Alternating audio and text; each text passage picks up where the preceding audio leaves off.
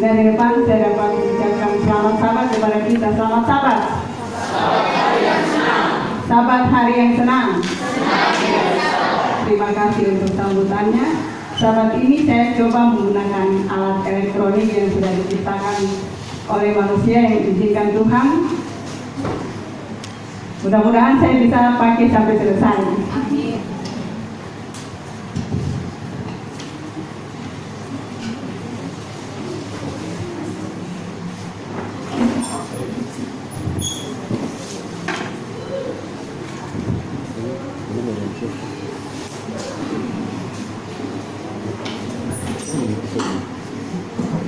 Cuma bisa tunggu sebentar.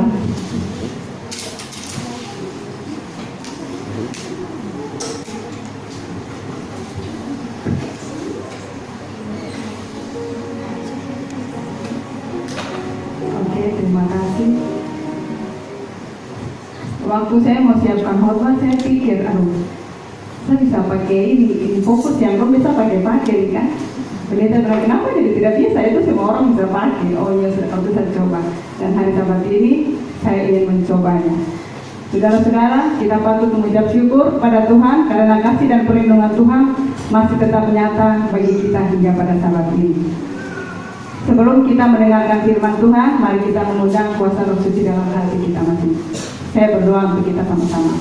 Kita berdoa. Bapa, kami siap untuk mempelajari firman-Mu. Kami manusia yang penuh dengan keterbatasan, penuh dengan dosa, tetapi kami serahkan kehidupan kami ke dalam tangan-Mu. Biarlah firman yang kami pelajari ini menjadi bagian dalam kehidupan kami. Terima kasih Yesus. Ini doa harapan kami dalam nama Yesus. Amin.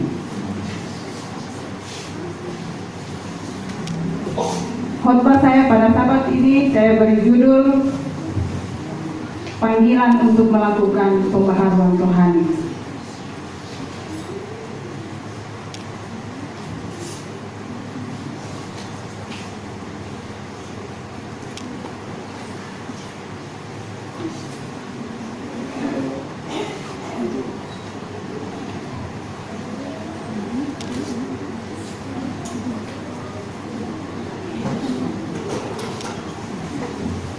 Baik, terima kasih. Berjudul panggilan untuk melakukan pembaharuan rohani. Ayat bersaut-sautan kita tadi terdapat di dalam Efesus 4 ayat 20 dan 25 yang kita sudah bacakan bersama-sama, dan juga ayat bersahutan kita atau ayat inti saya pada Sabat ini terdapat di dalam Yesaya 58 ayat 1.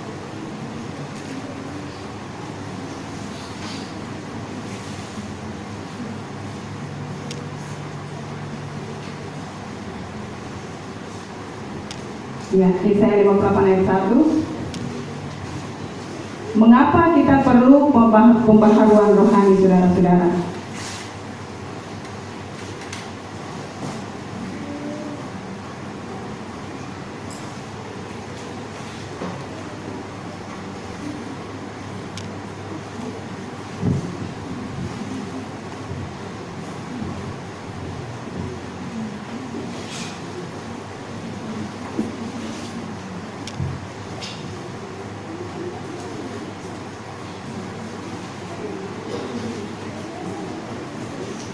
Oke, terima kasih. Mengapa kita atau saudara dan saya kita perlu pembaharuan rohani?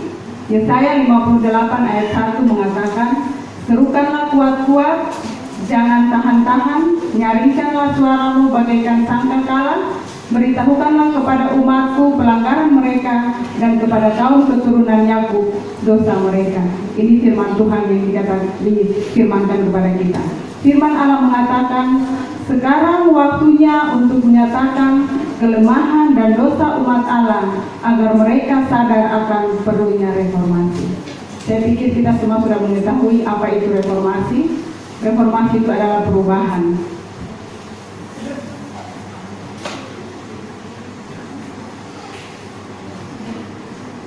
Ellen White mengatakan, hendaklah para gembala sekarang mengangkat suara dan menyerukan kebenaran masa kini. Hendaklah kita menunjukkan kepada umat itu di mana kita sedang berada sekarang dalam sejarah nubuatan. Ada 3 alasan Alkitab dan Roh Nubuat. Mengapa kita memerlukan pembaharuan rohani saat ini? Yang pertama, saudara-saudara, karena saat ini umat Tuhan dalam kondisi suam. Kita bisa baca di dalam Wahyu 3 ayat 16. Mengapa kita perlu pembaharuan rohani? Karena ada 3 hal yang saya bawakan untuk kita pada saat ini. Roh Nubuat memberikan definisi suam itu sebagai berikut. Ada 8 definisi suam yang saya bawakan pada saat ini. Yang pertama, Kristen asalan atau formalitas. Yang kedua, acuh dan tidak mau bertanggung jawab. Yang ketiga, kerohanian yang netral.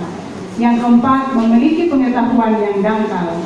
Yang kelima, melakukan tuntutan agama di luar Kristus. Yang keenam, merasa bahwa jabatan akan menyelamatkan. Yang ketujuh, mendengarkan firman Tuhan tetapi tidak mau melakukannya. Dan yang terakhir, setengah hati. Ini hal-hal yang menunjukkan bahwa seseorang itu adalah suam-suam. Kalau kita baca di dalam Wahyu 3 ayat 16 dikatakan bahwa kalau kita suam-suam maka akan dimuntahkan. Dan mereka yang suam-suam itu, mereka hanya bisa mendengar firman Tuhan tetapi tidak melakukannya. Dan walaupun mereka melakukannya, mereka tidak melakukannya dengan sepenuh hati. Mereka melakukannya dengan setengah hati. Yang kedua, agar umat Allah tahan menghadapi ujian pada masa yang akan datang. Mengapa harus ada pembaharuan itu? Agar umat Allah tahan menghadapi ujian pada masa yang akan datang. Ellen White mengatakan umat Allah tidak akan tahan menghadapi ujian itu kecuali ada kebangunan dan reformasi rohani. Berarti percuma kalau kita cuma datang berdoa, tidak ada reformasi rohani dalam kehidupan kita, kita tidak akan bertahan untuk menghadapi cobaan atau ujian di dalam kehidupan kita. Yang ketiga, agar hidup kita sebagai umat Tuhan berbeda dengan dunia. Saudara-saudara, di sini dikatakan bahwa umat Allah dewasa ini sudah menjadi begitu mirip dengan orang-orang dunia, sehingga tidak ada lagi perbedaan yang dapat dilihat. Justru itu Allah meminta kepada kita untuk harus ada pembaharuan dalam kehidupan kita. Karena kehidupan kita saat ini dikatakan bahwa sudah tidak beda dengan dunia ini, sudah sama. Bagaimana sama kalau kita mau pulang ke dalam kerajaan surga? Kita harus berbeda supaya kita bisa pulang ke dalam kerajaan surga. Pembaharuan itu dimulai dari mana, saudara-saudara? Ellen White mengatakan bahwa reformasi rohani harus dimulai dari para pekerja Allah. Para pekerja Allah itu siapa? Pendeta, guru, pimpinan gereja. Pendeta, guru, pimpinan gereja. Berarti mungkin kita anggota jemaat ini tidak perlu, dan kita akan ikuti seterusnya. Reformasi diperlukan di antara umat Allah, tetapi akan dimulai pekerjaan penyuciannya dalam diri para pekerja. Pandangan Ellen White ini sejalan dengan reformasi rohani Alkitabiah yang dilakukan oleh Hizkia. Kita bisa baca di dalam 2 Tawarik 29 ayat 31. Nah, setelah para pekerja, maka berikutnya reformasi itu harus pula dilaksanakan di dalam rumah kita dan kita sendiri, oleh diri kita sendiri. Berarti reformasi itu bukan cuma untuk pendeta, pemimpin gereja dan guru-guru, tetapi itu untuk kita semua yang percaya kepada Tuhan Yesus. Kita ingin supaya reformasi itu dimulai di dalam rumahmu sendiri. Kita ingin mereka yang ada di sekitar akan bangun, engkau yang harus memulainya. Dan ketika mereka melihat engkau mulai bekerja sendiri, mereka akan menyusul. Kami menginginkan reformasi dalam diri anak-anakmu. Berarti bukan cuma pendeta yang melakukannya. Kita semua bisa melakukannya untuk membangun akan kerohanian kita bersama. Saudara-saudaraku, jelas bahwa semua kita memerlukan reformasi. Apakah pendeta, guru, pekerja, pemimpin gereja, anggota biasa, orang tua dan anak-anak, semuanya harus mengadakan reformasi. Kita harus sama-sama mengadakan reformasi apabila kita mau pulang ke dalam kerajaan surga.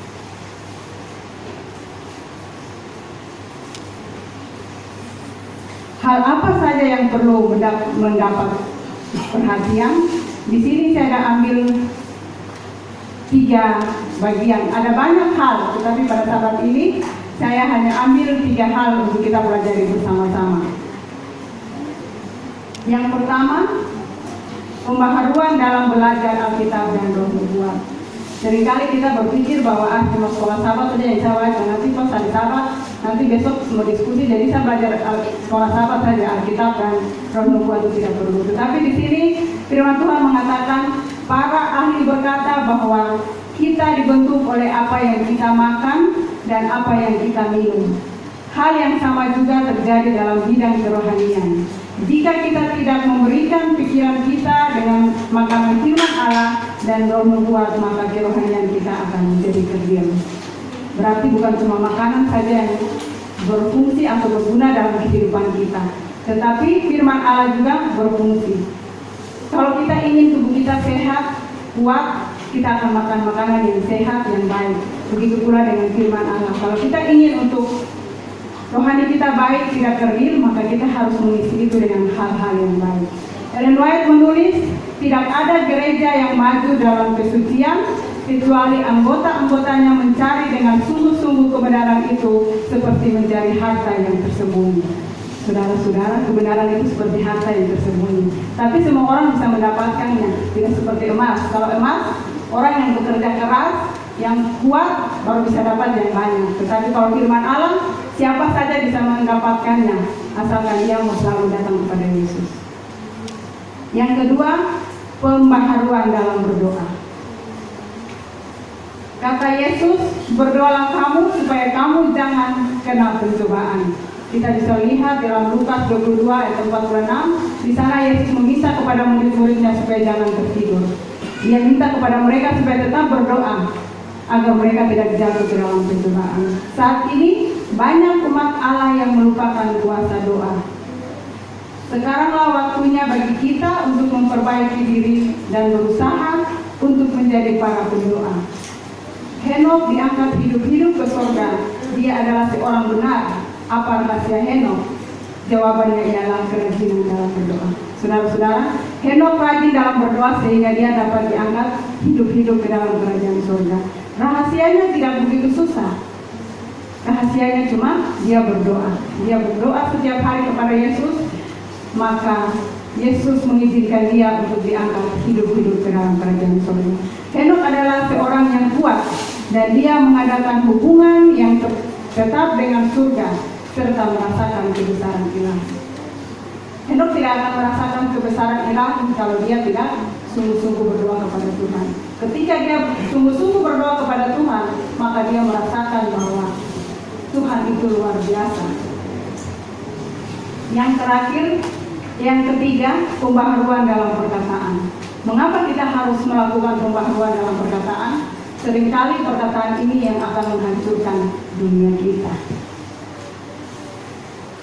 Jikalau ada seorang menganggap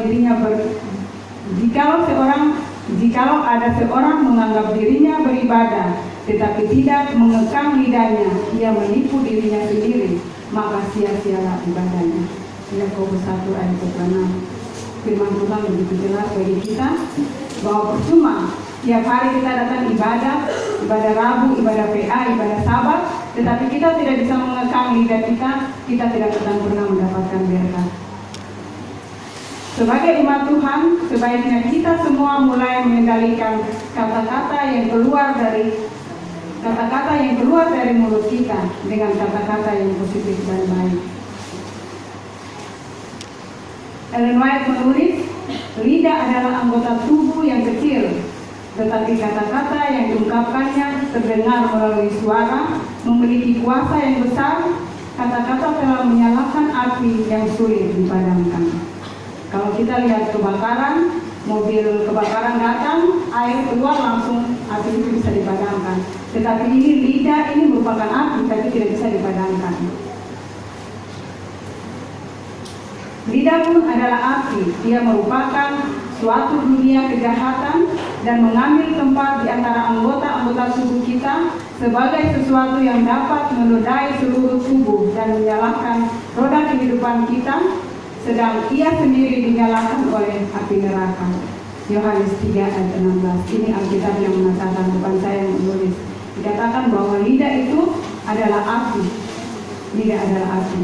Dengan lidah kita memuji Tuhan Bapa kita, dan dengan lidah kita mengutuk manusia yang diciptakan menurut rupa Allah. Yakobus 3 ayat 9. Ini sering terjadi kepada kita umat Allah, dan sering juga terjadi kepada kita ibu-ibu. Seringkali kita mengeluarkan kata-kata itu untuk seseorang atau untuk anak kita tidak tahu bahwa kita sudah mengatakan itu kepada Yesus, karena kita ini dibentuk sesuai dengan rupa Allah.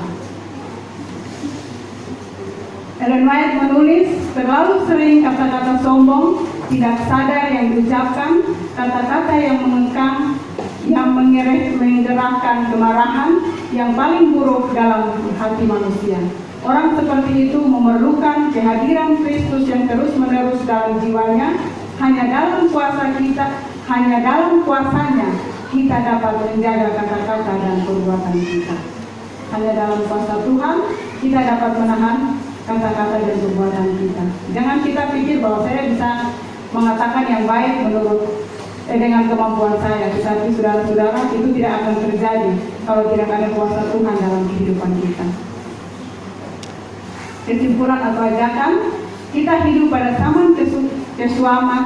Kristus menggambarkan agar kita segera mengadakan pembaharuan rohani, sehingga kesuaman itu dapat berubah menjadi kesungguh-sungguhan.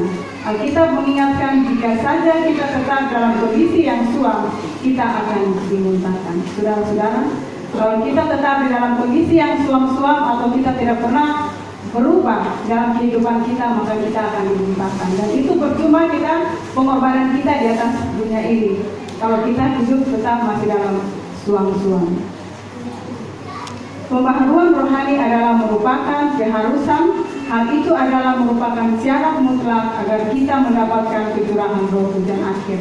Itu pula lah yang membuat kita menjadi tahan uji pada masa-masa susah di depan kita menjelang kedatangannya.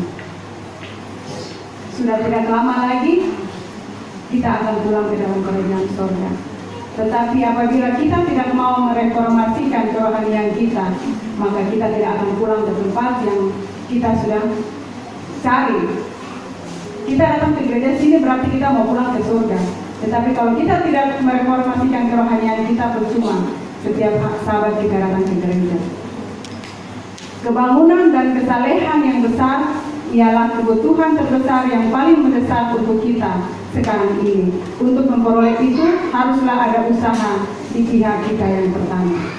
Marilah kita berusaha untuk merubah semua akan tabiat kehidupan kita. Biarlah kita mau menggunakan lidah kita ini bukan untuk mengutuk orang lain, tetapi untuk memuji dan membesarkan nama Tuhan. Dan semoga kita semua yang hadir pada sabat ini, kita tidak tergolong di dalam orang-orang yang suam-suam kuku. Karena apabila saudara dan saya suam-suam kuku, maka tidak ada harapan bagi saudara dan saya untuk pulang ke surga. Kita akan dimuntahkan dan kita tidak akan diakui oleh Yesus, karena kita hidup suam-suam atau setengah hati. Kita mau melihat akan kehidupan Henokh yang selalu bergantung kepada Yesus. Dia mengandalkan akan kuasa doa. Dia meyakini bahwa Allah sumber daripada segala kehidupannya, sehingga hanya Tuhan yang Henokh menggantungkan kehidupannya kepada Tuhan. Biarlah contoh kehidupan Tuhan menjadi bagian kita pada sabat ini untuk selalu bergantung kepada Tuhan dengan berdoa setiap saat, dan kita selalu mengandalkan kuasa Tuhan dalam kehidupan kita. Karena tanpa Tuhan kita tidak ada apa-apa. Hanya Tuhan yang dapat memberikan segala sesuatu yang kita butuhkan di dalam dunia ini. Saya bawa dalam nama Yesus. Amin.